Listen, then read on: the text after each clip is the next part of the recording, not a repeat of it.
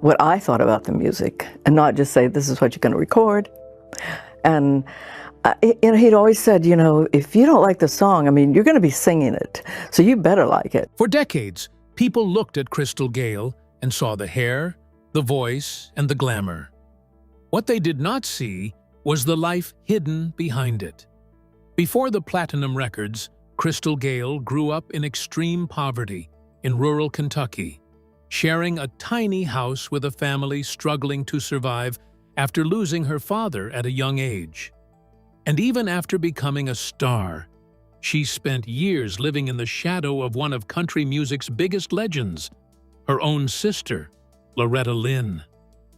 But the most surprising part of Crystal Gayle's story is not how she became famous. It is what her life looks like now. Because behind the fame, the silence, and the disappearing spotlight, Crystal Gayle quietly built something almost nobody expected. The girl who arrived as an accident, Brenda Gayle Webb, came into the world on January 9, 1951, in Paintsville, Kentucky. The youngest of 8 children born into a house that was already full and already exhausted. The family lived in Butcher Hollow, a small coal mining community where winters came in hard and meals stretched thin. Coal dust was not just outside the house. It settled on porch boards, on clothing, on faces, on everything that did not move fast enough to avoid it. It found its way into food and lungs and the quiet corners of every room. Being the 8th child was its own kind of difficult. By the time the youngest arrived, the parents were worn down in the way that poverty and labor wear people down. Not broken, but operating on whatever reserves remained. Brenda grew up sensing that weight. She called herself the accident later in life, not for pity, but because the math was plain. 8 children in a struggling house meant the last one always knew something about being too much. What softened that knowledge was music. The community around Butcher Hollow did not have extra money, but it had sound. Neighbors gathered in living rooms and traded songs the way others traded goods. A night that started with worry could shift into something warmer, simply because someone started playing. The youngest child in the Webb family found early that her voice had a quality the room responded to. Even before she was steady on her feet, Brenda was singing. And the people around her went quiet when she did. The way people go quiet for something that feels important. But before that voice had a chance to find its full shape, the ground under the family shifted in a way that nothing could prepare the 8-year-old for. The grief Crystal Gayle grew up with. Melvin Theodore Webb, known to everyone as Ted, went down into the coal mines because 8 children still needed to eat. The mines gave Ted a paycheck and a slow destruction. Year after year, coal dust entered the lungs and settled there. The coughing started quietly at first, the way bad things often do, and then grew louder, steadier, more impossible to ignore. The rags Ted used when the coughing got bad would come away stained with black. His breathing became part of the sound of the house. Brenda grew up with that sound as background, familiar and frightening in equal measure. In 1959, when Brenda was 8 years old, Ted collapsed from a massive stroke. One moment, he was there. The next thing, he was simply gone. And the house that had always felt full suddenly had a silence at the center of it that no amount of noise could fill. The grief that followed did not come out as tears, at least not right away. It turned inward instead and locked itself somewhere deep. It showed up in the hands, in nervous movements, in habits like biting nails until they bled. Speaking felt dangerous, like opening a crack in something that needed to stay sealed. A doctor was stern. A mother was doing everything possible just to keep the family standing. And a little girl learned something that would shape the rest of her life. how to look completely fine while carrying something that was anything but fine. That lesson settled in early. It never fully left. The family moved north after the loss, chasing factory work and hoping distance from Kentucky might loosen the weight of what was left behind. When the Kentucky mines shut down, the Webbs packed what they could carry and moved to Wabash, Indiana, the way desperate families move, with hope and without certainty. Wabash was flat and gray, where Butcher Hollow had been hilly and green. The hills were gone. The creek swamps were gone. Factory horns replaced birdsong. The community they landed in was a worn miners' colony where the houses sat close together like tired boxes that had given up trying to look like homes. Brenda tried to fit in. The Kentucky accent softened slowly, worn down by the work of belonging somewhere new. But poverty came along for the move. The clothes stayed patched. The food stayed scarce. The shame that followed Brenda into school was the kind that does not announce itself loudly. It just sits in a child's chest and makes every day feel slightly more difficult than it needs to be. Clara, the mother, did not have the luxury of falling apart. Widowed with children still at home and bills still coming, Clara worked. She cleaned. She took whatever jobs paid. She moved through exhaustion the way only a woman with no other option moves through it, without stopping.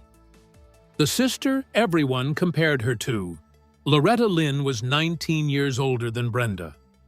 By the time the youngest child in the Webb family was finding her voice, Loretta was already married, already moving toward Nashville, already becoming something the rest of the family could watch from a distance that felt both proud and aching. To Brenda, Loretta was a sister and a legend at the same time, and those two things did not always sit comfortably together.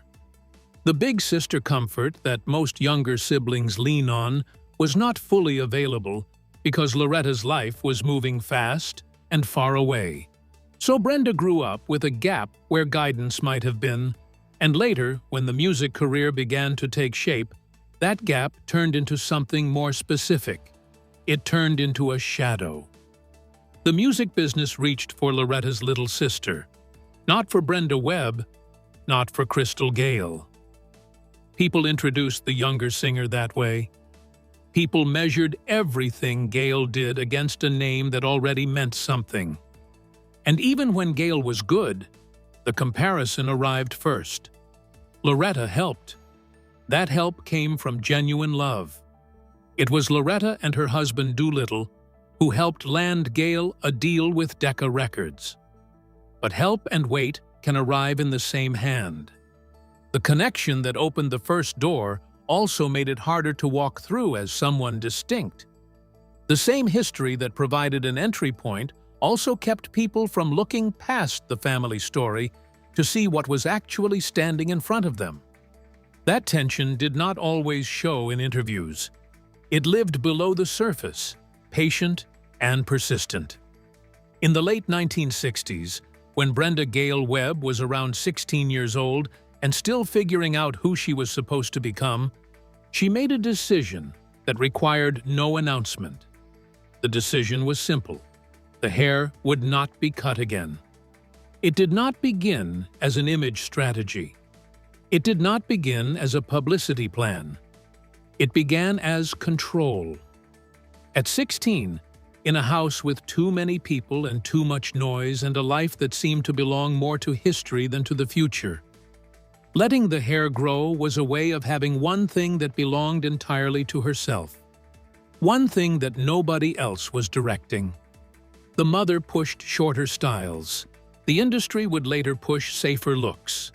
But Gayle moved in the opposite direction without apology. The hair kept growing while everything else around it changed. By the time Gayle signed with Decca Records at 19, the hair had already reached the knees. In Nashville, where neat bobs and conventional presentation were the expected standard, it stood apart immediately. Fame arrived, and the private promise became a public trademark. After the 1977 breakthrough with "Don't It Make My Brown Eyes Blue," the image became inseparable from the person. On tour through the late 1970s, the hair swept across stage floors while Gayle sang to sold-out crowds, and audiences could not look away.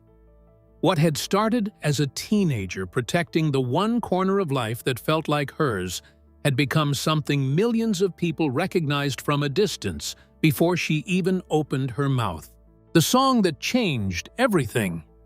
By 1974, Crystal Gayle had spent enough years recording songs that sounded too much like someone else. The Decca Records years had produced work that fit neatly into the lane everyone expected. Traditional country, a little rough around the edges, familiar in the way that borrowed clothes are familiar. Radio people sometimes got Gayle and Loretta confused. That was not a compliment. That was a ceiling. Gayle was tired of the ceiling, tired of being introduced as a copy, tired of hearing that the success so far was borrowed from a family name rather than earned by the voice carrying it. So Gayle signed with United Artists. Some people whispered it was a mistake. United Artists paired Gayle with a producer named Alan Reynolds. Reynolds listened differently. He heard a voice that was smooth and deep, and naturally suited to something softer than the sound it had been forced into. Reynolds told Gayle the truth plainly. The voice did not need to fight the material. The material needed to honor the voice. Together, they began building something that had not quite existed before in Nashville. Not a full country, not full pop. Something in between that borrowed from both without belonging entirely to either. Traditional Nashville rolled its eyes at the new direction. Pop radio was not sure what to make of it. Wrong Road Again arrived in 1974 and gave the first real indication of what was coming. The song climbed. People listened. And for the first time, listeners started talking about Crystal Gayle, without reaching for Loretta Lynn's name to finish the sentence. But the song that sealed everything, the one that turned a promising artist into an undeniable force, arrived 3 years later and almost went to someone else entirely. Songwriter Richard Lee wrote "Don't It Make My Brown Eyes Blue" and brought it to Alan Reynolds. The song was days away from being sent to Shirley Bassey, a Welsh soul singer with a very different audience, when Reynolds heard it and refused to let it leave Nashville. Reynolds played the song for Gayle. The response was immediate. The session at Jack's Trax recording studio in October 1976 had a quality that everyone in the room felt, but no one could fully explain. Hargus Pig Robbins opened the track with a piano line so simple and perfect that it sounded like something that had always existed. The vocals settled in around it, like the song had been waiting for that voice specifically. "Don't It Make My Brown Eyes Blue" crossed every line that was supposed to stay closed. Country and pop, Nashville and beyond. Mainstream radio and the audiences that had never paid attention to country music before. It spent 3 weeks at number 2 on the Billboard Hot 100. It won a Grammy for Best Female Country Vocal Performance in 1978. The girl from the coal cabin with the patched clothes and the borrowed name was not visiting the spotlight. Gayle had built a permanent address inside it. What the hair actually weighed. By the early 1990s, the hair had reached 61 inches on a frame that stood 5 feet 2 inches tall. It fell around Gayle like a living cape and required a kind of daily management that the audience watching from the front row never saw. On stage, the hair brushed the floor. Backstage, it caught on door handles, costume hooks, and anything that did not move out of the way fast enough. In trailers, it had to be pinned up just to allow movement. During performances, Gayle tracked the location of it constantly, because one wrong step in heels could turn glamour into disaster in an instant. The care routine was extensive and unending. The hair was brushed in sections. Heat tools were avoided.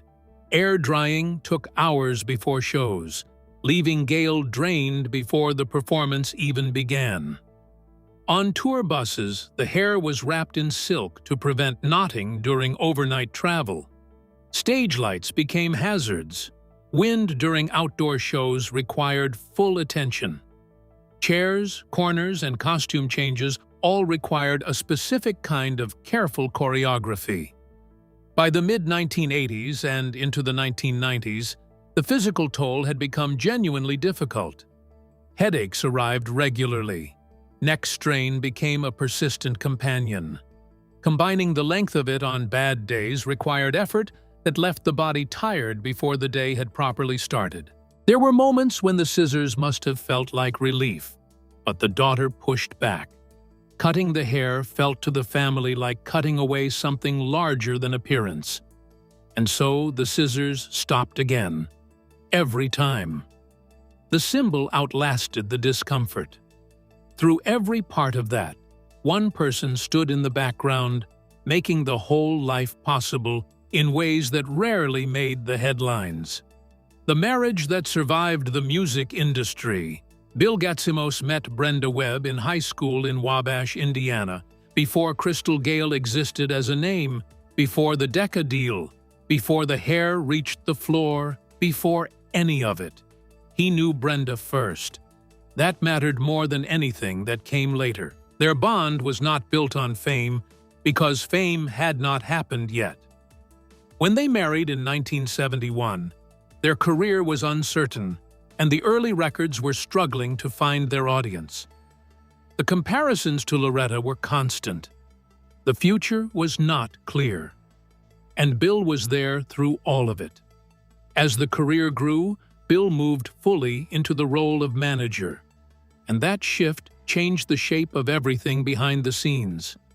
While Gayle stood under the lights, Gatsimos handled the contracts, the bookings, the negotiations, the schedules, and the noise that can swallow an artist whole before anyone notices. The quiet work of building and protecting a career from the outside never appears in the reviews or the award speeches, but it is often what makes the reviews and the award speeches possible. The music industry is full of marriages that collapsed under the weight of distance, touring, ego, and pressure. The Gayle and Gatsimos marriage did not. One reason is that Gatsimos never seemed interested in becoming part of the performance. He stayed steady. He stayed useful. He stayed present when presence was what the situation demanded. Over 5 decades of marriage survived what most relationships do not, because the foundation was laid before any of the testing had begun. The public always wanted the Loretta and Crystal story to be simple. Rivalry, jealousy, competition. Those narratives make for easy headlines. A real family does not work simply. Gayle loved Loretta with the kind of love that runs through shared history and shared blood, and the specific texture of growing up poor together. Loretta had helped open the first door. There was gratitude in that, which never disappeared. There was admiration, too, genuine and deep, for what Loretta had built from a starting point that looked like no starting point at all. But there was also the weight of being measured. Once the crossover sound took hold and the image of Crystal Gayle became polished and elegant and internationally recognized, the contrast between the sisters sharpened. Loretta came to represent raw country truth.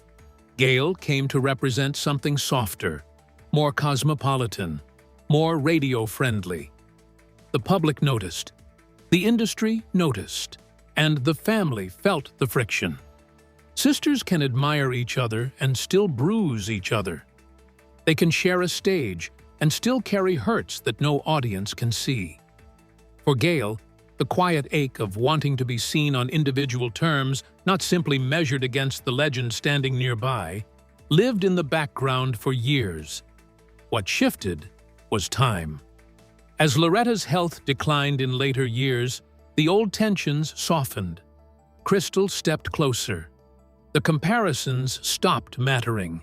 What remained were two sisters, the older one fading slowly, the younger one simply showing up. After Loretta died in October 2022, the loss settled into Gayle's life with the particular weight of grief that has no clean resolution. How Crystal Gayle lives now. The performing has not stopped. It has simply changed its shape. Crystal Gayle still appears on stage, but the schedule is selective and protected in a way it never was during the years of constant touring. The shows are chosen for meaning rather than volume. The Grand Ole Opry appearances. The concerts allow Gayle to move through the music without the grinding cost of endless motion. In Nashville, life is quieter than it once was. The house is private, as it always has been. Gatsimos is still managing his career after more than 50 years of managing everything else, which says something that requires no additional explanation. The children built their own paths forward. Daughter Catherine became a singer-songwriter. Son Christos became a record producer and engineer. And in 2019, he produced the album You Don't Know Me, classic country, alongside his mother. That record included contributions from siblings Peggy Sue and Loretta Lynn, recorded as equals by choice, the younger sister finally making music with the older one on entirely different terms than the industry had once tried to impose. The hair lasted. The voice lasted. The marriage lasted. And the quiet life in Nashville is the final proof that carrying something heavy for a long time does not have to break a person. If this video changed the way you see Crystal Gayle, share your thoughts in the comments below. And for more untold stories behind legendary entertainers, like the video and subscribe before the next story arrives.